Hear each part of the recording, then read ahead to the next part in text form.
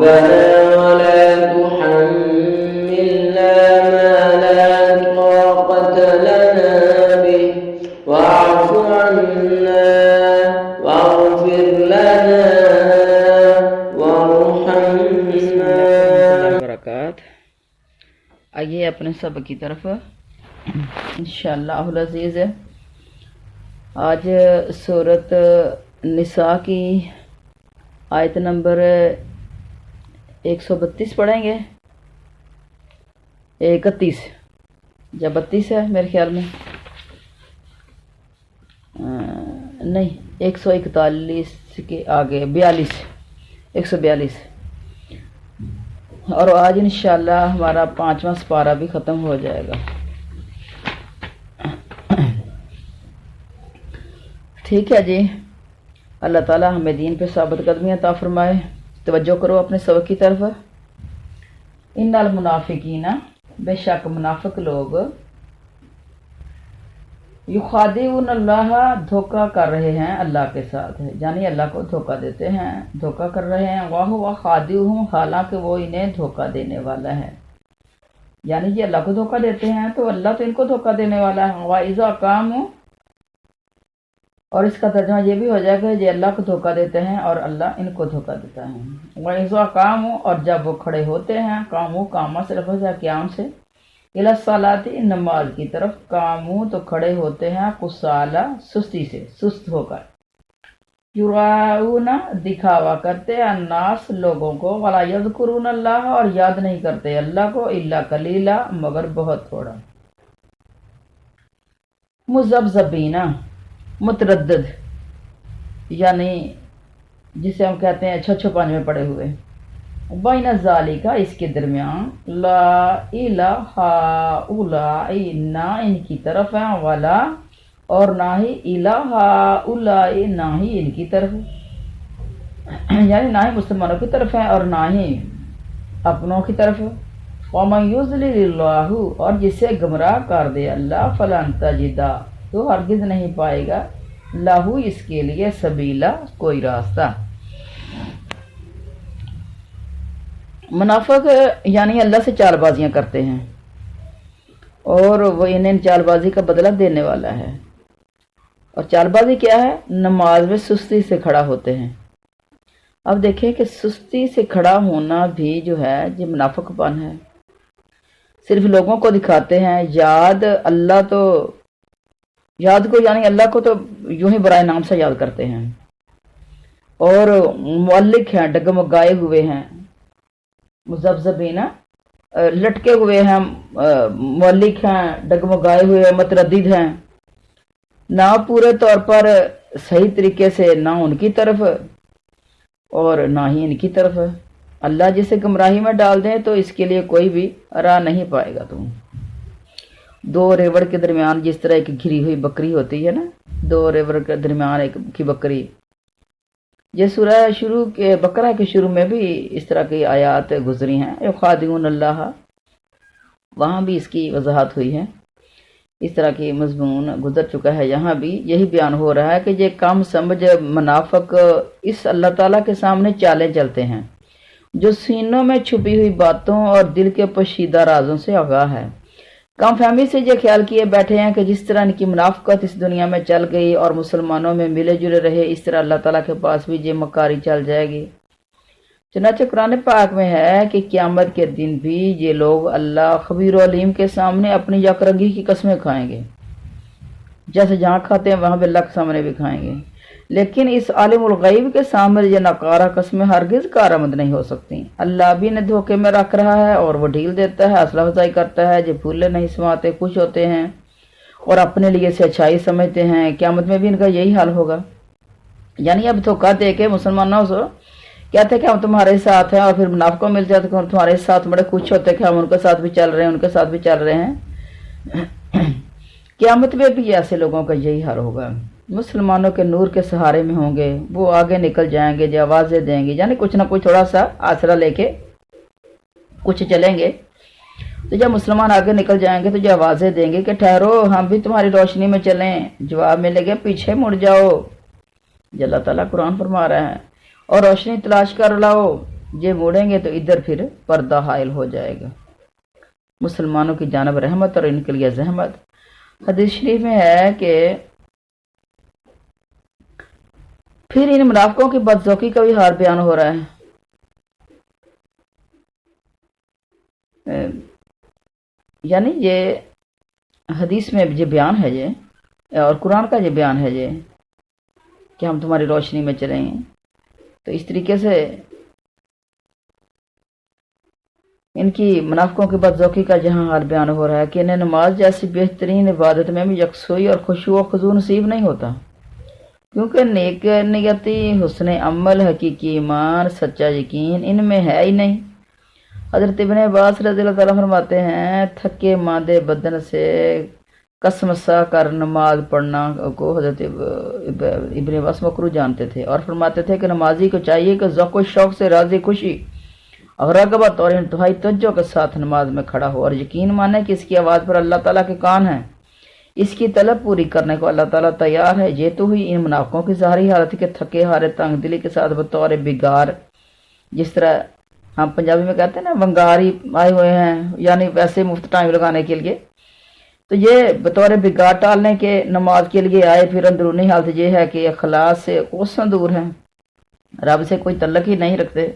نمازی مشہور ہونے کے لیے لوگوں میں اپنے ایمان کو ظاہر کرنے کے لیے نماز پڑھ رہے ہیں۔ بھلا ان صنم آشنا دل والوں کو نماز میں کیا ملے گا؟ یہی وجہ کہ نمازوں میں جن میں لوگ ایک دوسرے کو کم دیکھ سکیں یہ غیر حاضر رہتے ہیں، مثلا عشاء کی نماز اور فجر کی نماز۔ بخاری و مسلم میں ہے کہ نبی کریم علیہ الصلوۃ والسلام فرمایا سب سے زیادہ بوجھل نماز منافقوں پر عشاء اور فجر کی ہے۔ اگر دراصل یہ نمازوں کے فضائل سے دل سے قائل ہوتے تو ان کو گھٹنوں کے بل بھی چل کر آنا پڑتا تو یہ ضرور آتے۔ اچھا، اس لیے نبی کریم علیہ الصلوۃ والسلام نے فرمایا کہ میں ارادہ کر رہا ہوں کہ تکبیر کہلوا کر اپنی امامت کی جگہ کھڑا کر کے نماز شروع کرا کر کچھ لوگوں سے لکڑیاں اٹھوا کر ان کے گھروں میں جاؤں جو جماعت میں شامل نہیں ہوتے، اور لکڑیاں گھروں کے ارد گرد لگا کر حکم دوں گا کہ حکم دے کر ارد گرد لگا کر آگ لگا دوں ان کے گھروں کو اور ان کے گھروں کو جلا دوں۔ ایک اور روایت میں بھی ہے،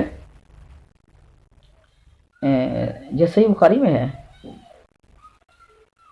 کہ یہ گھا جلانے والی حدیث جو ہے یہ صحیح بخاری میں ہے، اور اگر ان کے مجھے بال بچوں کا ڈرنا خوف نہ ہوتا، یعنی ایک روایت میں ہے کہ اللہ تعالیٰ کی قسم اگر انہیں ایک چرب ہڈی یا 2 اچھے کھر ملنے کی امید ہو تو دوڑے یا چلے آئیں، لیکن آخرت کی اور اللہ کے ثوابوں کی انہیں اتنی بھی قدر نہیں۔ اگر بال بچوں اور عورتوں کا جو گھروں میں رہتی ہیں مجھے خیال نہ ہوتا تو قطر میں ان کے گھروں کو جلا دیتا۔ اب دیکھیں کہ بے نمازی کو جلا دیا جانا ہمارے نبی فرما رہے ہیں، اور آج کل یہ گھروں کے گھر ہی بے نماز ہیں، ٹبروں کے ٹبر بے نماز ہیں، محلوں کے محلے، شہروں کے شہر۔ آپ شہروں میں آ کے دیکھیں صبح کی جماعت میں کتنے لوگ ہوتے ہیں، عشاء کی نماز میں کتنے لوگ ہوتے ہیں، نمازی ہیں کتنے، اور باقی تو سارا دن وہ بھی کام کاج میں گزر گیا، وہ بھی شہروں سے باہر ہی رہے یا گھروں سے باہر رہے۔ استغفر اللہ۔ تو آج ہم کہتے ہیں فلاں سنی ہے، فلاں دیوبندی ہے، فلاں وہ اہل حدیث ہے، اور فلاں وہ اپنے آپ کو بڑے جی دین والے کہلاتے ہیں، بڑا دین والا گھرانہ ہے، اور ظاہری جو ہے وہ بڑی ان کی چوکو چوبند ہیں وہ، اور وہ بڑے جی مہذب ہونے کے دعوے کرتے ہیں اور ایمان کے دعوے کرتے ہیں، لیکن جب ان کے نزدیک ہو کے دیکھیں تو پتہ چلتا یہ تو سارے بے نمازی ہیں۔ اور ایک بات یاد رکھنا، آپ جو بے نمازی اس کا کوئی مسلک نہیں ہے، وہ کچھ بھی نہیں ہے، وہ اپنے آپ کو لیبل نہ لگا کے خوش ہوتا پھر ایک میں اہل سنت ہوں، مجھے میں اہل حدیث ہوں اور میں فلاں ہوں، جب وہ کچھ بھی نہیں ہے۔ اور یہاں اللہ تعالیٰ نبی کریم علیہ الصلوۃ والسلام سے کتنے ناراض ہیں، ان کے گھروں کو آگ لگا دینے کا ارادہ رکھتے ہیں، قتل کر دیا جائے، مار کر جلا دیا جائے ان کو۔ نبی صلی اللہ علیہ وسلم ایک اور حدیث میں ہے، آپ فرماتے ہیں کہ جو شخص لوگوں کی موجودگی میں نماز کو سنوار کر ٹھہر ٹھہر کر ادا کرے، لیکن جب کوئی نہ ہو تو बुरी तरह नमाज पढ़ ले, ये वो है जिसने अपने रब की आहानत की। यानी ये भी एक जो है वो रियाकारी आ गई है कि लोगों के सामने तो बड़ा संवार संवार के पड़ता है, और खुद जो है वो जब पढ़ने का टाइम है, जब संवारने का टाइम है, फिर वो अपनी नमाज को नहीं संवारता। लेकिन अगर कोई बंदा पहले भी खुशू खजू से पढ़ता है और अब अगर वो नमाज पढ़े ऊपर को आके बैठ गया है, तो अब भी अगर वो अपनी इस रूटीन के साथ नमाज पढ़ रहा है तो इसके अंदर कोई दिखावा नहीं है। और फिर अल्लाह ताला फरमा क्या रहे हैं, वला यज़कुरून अल्लाह इल्ला कलीला, ये अल्लाह को बहुत, अल्लाह का जिक्र बहुत ही कम करते हैं, यानी नमाज में इनका दिल नहीं लगता, ये अपनी कही हुई बात समझते भी नहीं, बल्कि गाफल दिल और बेपरवाह नफ्स से नमाज पढ़ लेते हैं। आदर सल्लल्लाहु अलैहि वसल्लम फरमाते हैं, ये नमाज मुनाफिक की नमाज है, ये नमाज मुनाफिक की है, बैठा हुआ सूरज की तरफ देख रहा है, जहाँ तक कि जब वो डूबने लगा शैतान ने अपने दो सींगों में इसके इर्द गिर्द सींग लगा दिए, तो ये खड़ा हुआ और जल्दी जल्दी 4 रकत पढ़ ली और जिनमें अल्लाह का जिक्र बराए नाम ही किया। ये मुस्लिम की हदीस है। अब देखें कि नमाज जो है ना अव्वल वक्त में ज़्यादा जो है वो ज़्यादा अजर व सवाब की बाइस है। अब देखें ये तंग वक्त की नमाज की बात हो रही है, और बाकी नमाजों के बारे में भी यही है कि जिसने अव्वल वक्त में नमाज पढ़ी, वो जिसका दिल अटका हुआ, वो हदीस आपने कई दफ़ा सुनी, वो 7 आदमी जो है वो अर्श का साया पाने वाले हैं, उनमें से एक बंदा वो भी है जिसका दिल नमाज में अटका हुआ है, जिसका दिल मस्जिद में अटका हुआ, औरत है तो वो नमाज में अटका हुआ है। मुहद्दिसीन फरमाते हैं कि ये सारी जो हैं इसके अंदर वो ख़वातीन के ऊपर भी लगेंगी कि वो जिसका दिल नमाज में अटका हुआ है तो बंदा है, तो वो उसका मस्जिद में अटका हुआ है दिल, तो जल्दी जल्दी बस जो है टाइम हुआ नहीं तो वो नमाज की तरफ गया नहीं। अच्छा, अगली चीज़ क्या है, मुज़ब्ज़बीना, ये मुनाफिक जो हैं वो हैरत ज़दा हैं, शुशदर हैं, परेशान हाल हैं, ईमान और कुफर के दरमियान इनका दिल डामाडोल हो रहा है, ना तो साफ तौर से मुसलमानों के साथ ही ना बिल्कुल कुफार के साथ। कभी नूर ईमान चमक उठा तो इस्लाम की सदाकत करने लगे, कभी कुफर की अंधेरियां फिर उनके ऊपर कालब आ गई तो ईमान से अलग थलग हो गए। ना तो ये हजूर सल्लल्लाहु के सहाबा की तरफ है और ना यहूदियों की जानब। नबी करीम अलैहिस्सलाम का इरशाद है, मुनाफिक की मिसाल ऐसी है जैसे 2 रेवड़ के दरमियान की एक बकरी की, कभी तो वो मैं करती इस रेवड़ की तरफ दौड़ती और कभी इसकी तरफ, कभी इस तरफ इसके नज़दीक, कभी तय ही नहीं हुआ कि इनमें जाए या इसके पीछे लगे। इस तरह की एक और रवायत भी है कि हजरत अब्बैद बिन अमैर ने हजरत अब्दुल्ला बिन उमर की मौजूदगी में कुछ अल्फाज की हेर फेर से ये हदीस बयान की, तो हजरत अब्दुल्ला ने अपने सुने अल्फाज दोहरा कर कहा, यूँ नहीं बल्कि यूँ, दरअसल हदीस है अभी जो मैंने आपको बयान फरमाई। तो ये हो सकता है कि एक बुजुर्ग ने अल्फाज कुछ और तरह से सुने, दूसरे यानी अल्फाज वही होते हैं तो अल्फाज कुछ आगे हो गया कुछ पीछे हो गया। इस तरह की बात दुआएं भी होती हैं ना, तो वो अल्फाज भी दुआ के अंदर जो अल्फाज होते हैं तो वो आगे पीछे अगर लफ्ज़ हो भी जाए तो उसके अंदर गुनाह नहीं होता, लेकिन कोशिश यही करनी चाहिए तरतीब के साथ ही दुआओं को याद किया जाए और पढ़ा जाए, और हदीस को भी तरतीब के साथ ही पढ़ा जाए और याद किया जाए। इब्न अबी हातिम में है कि मोमन, काफर और मुनाफिक की मिसाल इन 3 शख्सों जैसी है जैसे जो एक दरिया पर गया, एक तो किनारे पर ही खड़ा रह गया, दूसरा पार करके मंजिल मकसूद को पहुंच गया, तीसरा उतरा चला, मगर जब बीचों बीच पहुंचा तो इधर वाले ने पुकारना शुरू किया कि कहाँ हलाक होने जा रहे हो, इधर वापस आ जाओ। उधर वाले ने आवाज़ दी, जाओ निजात के साथ मंजिल मकसूद पर मेरी तरफ पहुंच जाओ, आधा रास्ता तय कर चुके हो, अब आगे आ जाओ। अब जो हैरान होकर कभी इधर देखता है कभी उधर नजर आता है, तो जब है किधर जाऊं किधर ना जाऊं। इतने में एक ज़बरदस्त मौज आई और बहा कर ले गई और वो गोते खाकर मर गया। पस पार जाने वाला मुसलमान है, किनारे खड़ा बुलाने वाला काफिर है और मौज में डूब मरने वाला मुनाफिक है। तो ये देखें कि इतनी बेहतरीन मिसालें अहादीस से हमें मिल रही हैं। अपने आप की तरफ गौर करें कि कहीं हम भी तो उन लोगों के अंदर शामिल नहीं हैं जो डामाडोल फिर रहे हैं, और हम बड़े लोग हैं जो डामाडोल फिर रहे हैं। सिर्फ वही डामाडोल नहीं है जो सीने पे हाथ मार के कहता है मेरा अकीदा कुरान और हदीस वाला है, बस ज़ईफ़ हदीस से उसका मसलक नहीं है, वो भी उन्होंने निकाल दी, और तकलीद का पटा भी गले से उतार के निकाल दिया है। तकलीद भी नहीं कर रही हैं। तकलीद करेंगे वहाँ तक जहाँ तक नबी करीम अलैहिस्सलाम का रास्ता है, और जहाँ नबी करीम अलैहिस्सलाम की और कुरान की जो है वो मुखालफत हो रही है तो फिर उसको छोड़ देना है और कुरान और हदीस को ले लेना है। उसका रास्ता सीधा है, वो मुतज़ब्ज़ब नहीं है, उसका रास्ता सीधा है।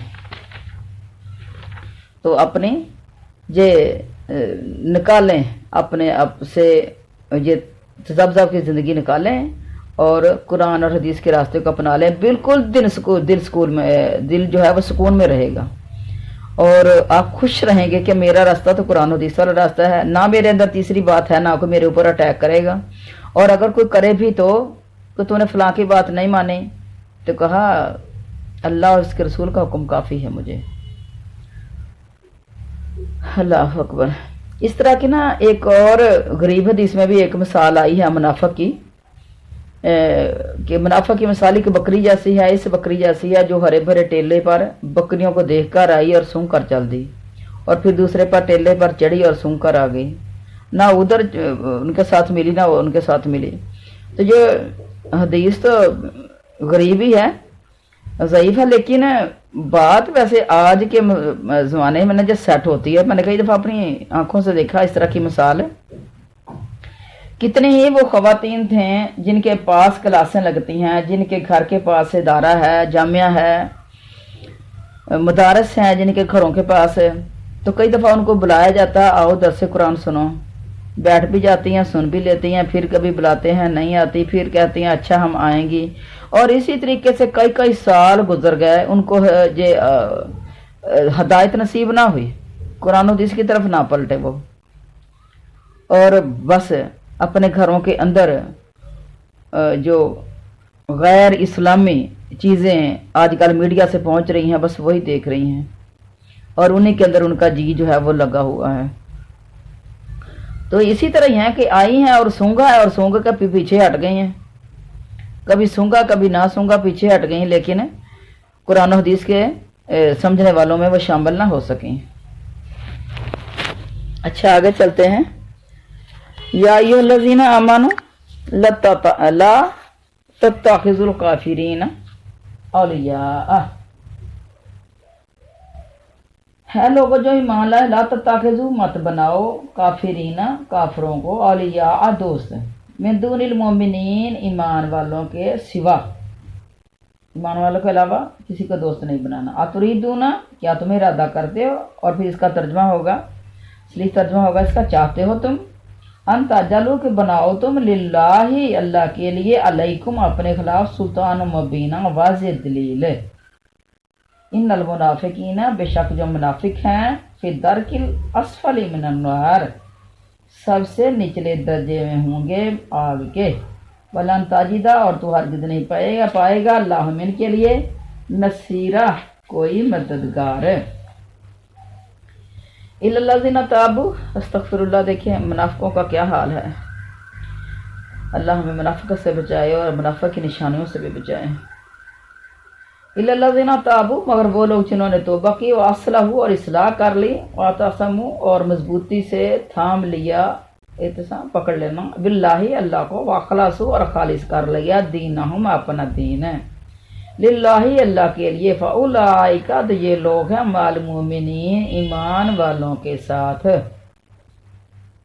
वसौफा अनकरीब युतिल्लाहुल मोमिनीना अल्लाह देगा ईमान वालों को अजरा अजीमा बहुत बड़ा अजर। मा यफ़अलु क्या करेगा अल्लाह अल्लाह बि अज़ाबिकुम, मा यफ़अलुल्लाहु बि अज़ाबिकुम क्या करेगा अल्लाह तुम्हें अजाब से देने से, इन शकरतुम अगर तुम शुक्र करो, व आमनतुम और ईमान ले आओ, व कानल्लाहु शाकिरन अलीमा और अल्लाह हमेशा से है कदर करने वाला, सारा कुछ जानने वाला।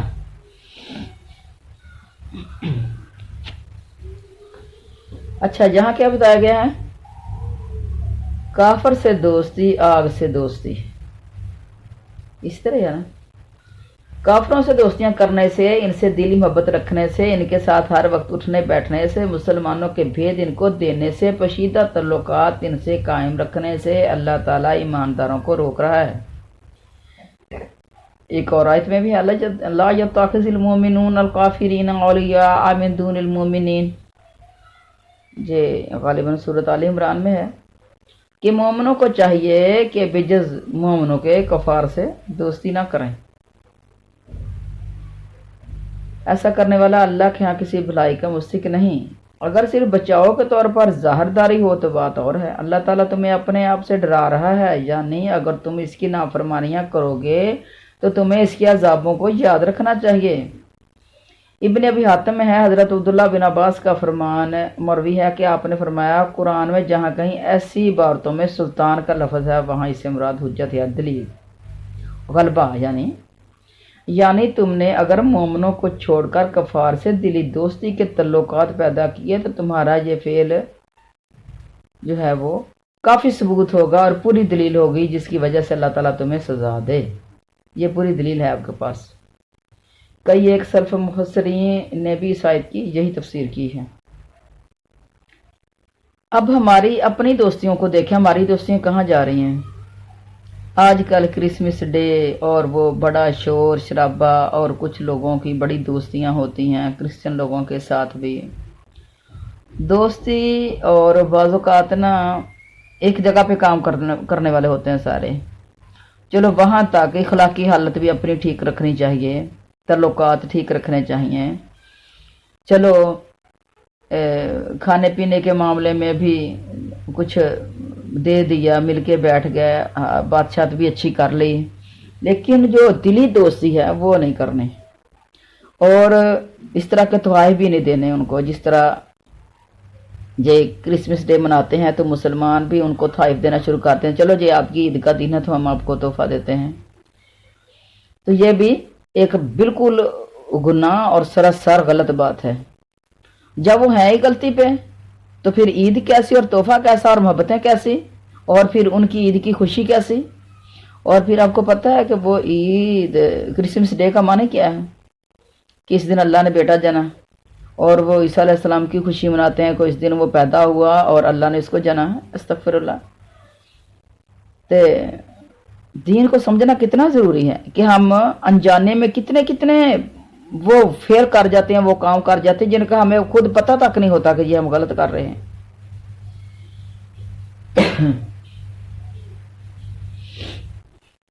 تو یہ پھر اللہ تعالیٰ جو ہے عذاب دینے کے لیے پھر جو کافی ہے۔ پھر یہاں اللہ تعالیٰ منافقوں کا حال بھی ساتھ بیان فرما رہے ہیں کہ منافق جو ہیں وہ اپنی سخت کفر کی وجہ سے جہنم کے سب سے نچلے طبقے میں داخل کیے جائیں گے۔ درک درجہ کے مقابل کا مظہر ہے، تو بہشت میں درجے ہیں اور ایک سے ایک بلند، اور دوزخ میں درک، یعنی اس کے لیے اگر ہم گڑھے کا لفظ استعمال کر لیں تو وہ بھی اس کا ترجمہ ٹھیک ہے، تو گڑھا نیچے ہی نیچے جائے گا اور جنت کے درجات جو ہیں وہ اوپر ہی اوپر جائیں گے۔ تو جو دوزخ ایک یہ گڑھے کے لیے لفظ استعمال کیا گیا، دوزخ میں درک ہیں ایک سے ایک پست ہیں۔ حضرت ابو ہریرہ رضی اللہ عنہ فرماتے ہیں انہیں آگ کے صندوقوں میں بند کر کے جہنم میں ڈالا جائے گا، استغفر اللہ فتوب الیہ، اور یہ جلتے پھنتے رہیں گے۔ حضرت ابن مسعود رضی اللہ تعالیٰ فرماتے ہیں یہ صندوق لوہے کے ہوں گے جو آگ لگتے ہی آگ کے ہو جائیں گے اور چاروں طرف سے بالکل بند کیے ہوئے ہوں گے، اور کوئی نہ ہوگا جو ان کی کسی طرح کی مدد کر سکے۔ استغفر اللہ، اللہم احفظنا منہم، جہنم سے نکال سکے یا عذابوں میں ہی کچھ کمی کروا سکے۔ ہاں ان میں سے جو توبہ کر لیں، نادم ہو جائیں، سچے دل سے منافقت چھوڑ دیں اور رب سے اپنے اس گناہ کی معافی چاہیں، پھر اپنے اعمال میں اخلاص پیدا کریں۔ سب سے بڑی بات یہ ہے کہ اگر معافی مانگ لی ہے، منافقت چھوڑ دی ہے، معافیاں بھی اللہ سے اور گناہوں کی بھی معافیاں مانگ لی ہیں، منافقت کے اندر جو کیے، اس کے علاوہ جو کیے، تو پھر اپنے اعمال میں اخلاص پیدا کرنا ہے۔ یہ انسان کے اندر جب نہیں ہوتا تو پھر وہ گناہ معاف نہیں ہوتے۔ صرف خوشنودگی اللہ اور مرضی مولا کے لیے نیک اعمال پر کمر کس لیں، ریاکاری کو اخلاص سے بدل دیں، اللہ تعالیٰ کے دین کو مضبوطی سے تھام لیں۔ اللہ تعالیٰ کو جب ہم راضی کر لیں گے تو پھر اس وقت معافیاں ہوں گی۔ اور بعض لوگوں کا بس یہ باتیں کرتے رہتے ہیں، چھوڑو اس کام کو، آپ وہ خود ہی اللہ معاف کر دے گا، وہ بھی اللہ معاف کر دے گا، اللہ معافیاں دے گا۔ اللہ کو پتہ ہے کہ ہمارے پاس یہ نہیں تھا، اللہ ایسے کر دے گا، اللہ خود ہی معافیاں نہیں دے گا۔ یہ نہیں لوگوں کو سمجھ آتی کہ یہ کیا ہم بول رہے ہیں۔ اللہ سے معافی مانگنی پڑے گی، جو کام آپ نے غلط کیا ہے اس کا آپ اقرار کریں، اقرار کرنے کے بعد جو ہے وہ آپ کو معافی مانگیں، اس کے بعد پھر اللہ تعالیٰ آپ کو معاف کریں۔ پہلے اقرار تو کریں نا۔ آج بھی دیکھیں عدالتوں کے اندر کتنی دیر جو ہیں وہ لٹکتے رہتے ہیں کیس جرائم والے، جب تک وہ خود اقرار نہیں کرتے تب تک ان کو سزا نہیں ملتی۔ تو جب اقرار کر لیا جاتا ہے تو پھر سزا کی بجائے اس کو رہائی بھی مل جاتی ہے بعض اوقات۔ تو اللہ کے ہاں بھی یہی قوانین ہیں، جب اقرار کر لو گے تو پھر رہائیاں مل جائیں گی۔ تو اس وقت تک ہم لٹکے رہتے ہیں جب تک اقرار نہیں کرتے، اور پھر ایسے ہی یہ شیطان کے بہکاوے پہ ہم آئے رہتے ہیں کہ بس اللہ نے خود ہی معاف کر دینا ہے، بس رحمتیں ہی ہو جانی ہیں ہمارے اوپر۔ رحمتیں مانگتے نہیں تو رحمتیں ہو جائیں گے، معافیاں مانگتے نہیں تو پتہ نہیں معافیاں کیسے ہو جائیں گی۔ آپ نے کبھی دی ہے دنیا کے اندر کسی کو معافی جس نے مانگی نہ ہو آپ سے؟ اب دیکھیں کہ جب بھی کسی نے غلطی کی ہے، چاہے وہ جتنی دیر بھی وہ دوڑتا رہے ادھر ادھر، تو دل سے جو ہے وہ نفرت نہیں جاتی۔ جب وہ آ کے معافی مانگ لے تو پھر معافی دینے کو بھی جی چاہتا ہے، اور پھر وہ نفرت جو ہوتی ہے پھر بھی جو ہے وہ محبت میں تبدیل ہو جاتی ہے بعض اوقات۔ تو اقراری مجرم بنیں گے تو اللہ تعالیٰ سے معافیاں ملیں گی۔ پھر اللہ تعالیٰ ارشاد فرماتے ہیں کہ اللہ غنی ہے، بے نیاز ہے، بندوں کو سزا کرنے وہ نہیں چاہتا۔ ما یفعل اللہ بعذابکم ان شکرتم، اگر تم شکر کرو، وآمنتم اور ایمان لے آؤ، اللہ نے جو تمہیں دیا اس کے اوپر شکر بھی کرو، اور جو ملا ہے اور اللہ کی باتوں پر ایمان بھی لاؤ۔ ہاں جب گناہوں پر دلیر ہو جائیں تو پھر تو مواخذہ ضروری ہے۔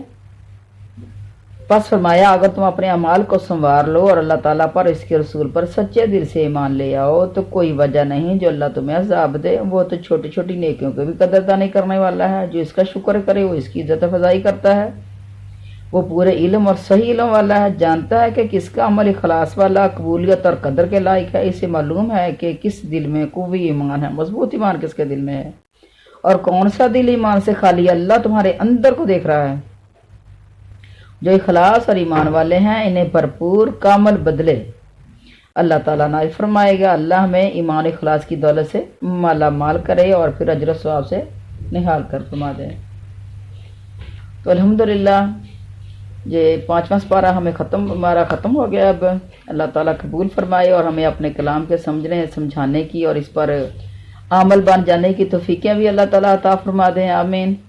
اور ہم جتنے بھی چل رہے ہیں ترجمہ تشریح کر رہے ہیں، اللہ تعالیٰ ہمیں مزید پختگی دے دے ہمارے ایمان کے اندر، ہمارے اسلام کے اندر، ہمارے ارادوں کے اندر، اور ہم چلتے رہیں۔ اللہ سے صحت بھی مانگا کریں۔ صحت سب سے قیمتی چیز ہے دنیا کی، سب سے قیمتی چیز دنیا کی صحت ہے۔ صحت ہے تو تیری ڈگریاں بھی تیرے کام آئیں گی، صحت ہے تو تیرا علم بھی تیرے کام آئے گا، تم عمل بھی کر سکو گی، سیکھو گے بھی، سکھاؤ گے بھی۔ لیکن اگر صحت نہیں ساتھ دیتی تو کچھ بھی نہیں۔ صحت کی قدر بھی کیا کرو، صحت کی حفاظت بھی کیا کرو، اور اللہ تعالیٰ سے عافیت بھی مانگا کرو۔ یہ دعائیں جو صحت کی عافیت والی ہیں، اللہ معافنی فی بدنی، اللہ معافنی فی سامی، اللہ معافنی فی بصری، لا الہ الا انت، اس طرح کی دعاؤں کو اپنا معمول بنایا کریں۔ صبح شام کے اذکار میں ان کو شامل کریں، اپنی نمازوں کے بعد کے اذکار میں ان کو شامل کریں۔ اللہ تعالیٰ سے دلی لول گائیں، اللہ تعالیٰ سے دلی ہدایت مانگا کریں، اللہ تعالیٰ سے رشتے اپنے استوار کر کے رکھیں۔ ایسا نہ ہو کہ اللہ تعالیٰ سے کہیں رشتہ اگر ٹوٹ نہ جائے۔ اگر رشتہ ٹوٹ گیا اللہ سے تو پھر ہر چیز کی ڈور ہاتھ سے نکل جائے گی۔ اپنے آپ کو اچھائیاں حاصل کرنے کا عادی بنائیں، وہ جہاں سے بھی ملے آپ لے لیں۔ آج موبائل ہمارے پاس بہترین چیز ہے اچھائیاں حاصل کرنے کے لیے، اور جو لوگ اس کو برا سمجھتے ہیں وہ برا ہے، اس کو سمجھیں کہ جو اچھائیاں نہیں لیتا اسے برائیاں لیتا ہے۔ تو موبائل برا نہیں ہے، برے ہیں وہ لوگ جو اس کو استعمال کرنے والے ہیں، کہ اس کے اوپر یہ ڈیپینڈ کرتا ہے وہ کس طریقے سے اس کو استعمال کر رہے ہیں۔ تو جو اچھائی کی تعلیم دے رہا ہے، اچھائی سنا رہا ہے، اچھائی سکھا رہا ہے، اچھائی سیکھ رہا ہے، تو اس جیسا تو کوئی بندہ نہیں ہے اور دنیا کے اندر۔ اپنے گھر کے اندر بیٹھ کے وہ بہترین جو ہے وہ لوگوں کی اور اپنی تربیت کر رہے ہیں۔ اللہ ہم سب کی حفاظت فرمائے۔ السلام علیکم ورحمۃ اللہ وبرکاتہ۔